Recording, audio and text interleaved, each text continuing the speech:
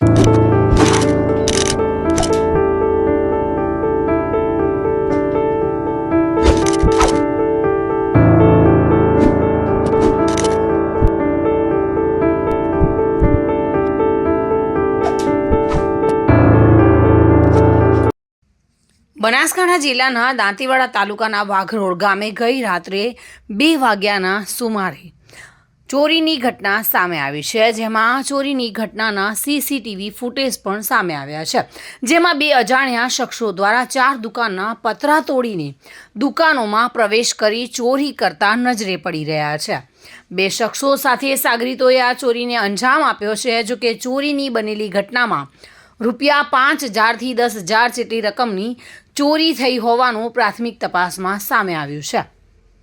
જો કે આ મામલે ચોરીની ઘટનામાં ભોગ બનનાર વેપારીઓ દ્વારા દાંતીવાડા પોલીસ ખાતે ચોરીની ફરિયાદ નોંધવામાં આવી છે। ચોરીની આ ઘટના વાઘરોલ ચોકડી પાસેના Gokul shopping centre, super cell, cutlery, Brahmani readymade જેવી આવેલી દુકાનોમાં થઈ હતી। અવારનવાર આ વિસ્તારોમાં તસ્કરો તરખાટ મચાવતા જોવા મળે છે। જો કે મોટો મુદ્દામાલ ચોરોને હાથ ન લાગતા દુકાનોમાં તોડફોડ સહિત દુકાનોમાં રહેલ માલને નુકસાન પણ પહોંચાડવામાં આવ્યું છે। ત્યારે ભોગ બનનાર દુકાન માલિકો દ્વારા તંત્ર એક્શનમાં આવે અને આવી ઘટનાઓ ન થાય તે માટે ટુડે ન્યૂઝના માધ્યમથી પોલીસ કડક કાર્યવાહી કરે તેવી માંગ કરી હતી। વાઘરોડ ગામે ગઈ રાત્રિએ 4 દુકાનો તોડવામાં આવી છે। જે 4 દુકાનના માલિક છે તેમને પૂછીશું કે ગઈ રાત્રિએ 4 જે ચોરો આવ્યા હતા તે કઈ રીતના ચોરી કરી અને તંત્ર એના વિશે શું જાણ તંત્રને કરી છે અને તંત્રએ શું એક્શન લીધું છે તે જણાવશે। અમે તંત્રમાં પોલીસની અરજી કરી છે અને અમારી દુકાનના ઉપરથી પતરાના સ્ક્રૂ ખોલીને અંદર એમને ઉતરીને કેસ ચોરી કરી છે, કપડાં અને બધું ભેદી નાખ્યું છે। બાકી એ લોકો અડધો કલાક અંદર બધું માલ સામાન આગો પાછો કરીને ચોરી કરવાનો ટ્રાય કર્યો છે। એમનું મુખ્ય લક્ષ્ય હતું કે એમને પૈસા ચોરવાનું મેન હતું અને તંત્રએ આના માટે સારામાં સારા પગલાં લેવા જોઈએ અને એ ચોર પકડવા જોઈએ કે બીજી વાર આવું ન બને, આવી અમારી અપેક્ષા છે। તમે શું કહો સાહેબ? અમારી દુકાનમાં રાત્રે 1:41 જેવું ચોરીની શરૂઆત થઈ, તો એ બાબતે અમે 3-3:30 જેવી અમને જાણ થઈ કે અહીંયા ચોરી થાય, તો અમે તાત્કાલિક અહીંયા આવીને પોલીસ તંત્રને કોલ કર્યો હતો કે સહાય માટે આવો કે કોઈ બી ચોરને જલ્દીથી જલ્દી પકડો।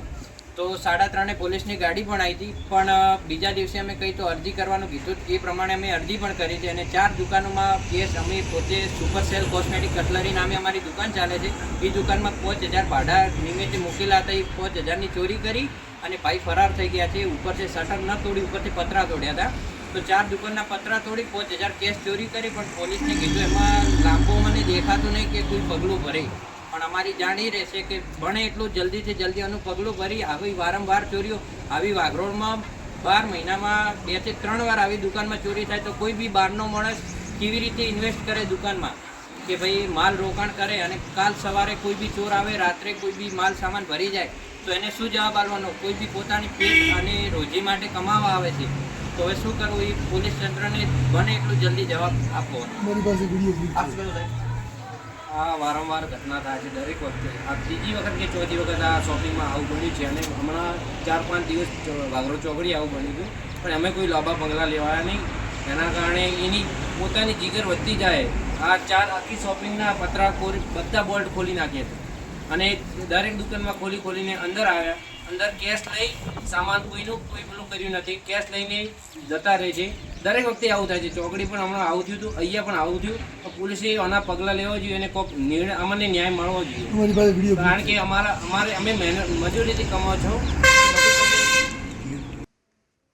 ત્યારે અવારનવાર બનતી ચોરીની આ પ્રકારની ઘટનાથી સ્થાનિક વેપારી સહિત લોકોમાં પણ ફફડાટ જોવા મળી રહ્યો છે અને પોલીસના નાઇટ પેટ્રોલિંગ સામે પણ આ પ્રકારની બનતી ઘટના અનેક રીતે તંત્ર અને પોલીસની કામગીરી પર સવાલો ઊભા કરી રહી છે।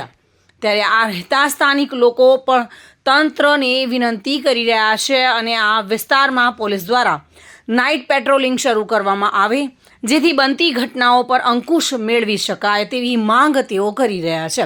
ત્યારે હાલ બનેલી ચોરીની આ ઘટનાને લઈને પોલીસે સીસીટીવી ફૂટેજના આધારે ચોરોને ઝડપી પાડવા ચક્રો ગતિમાન કર્યા છે।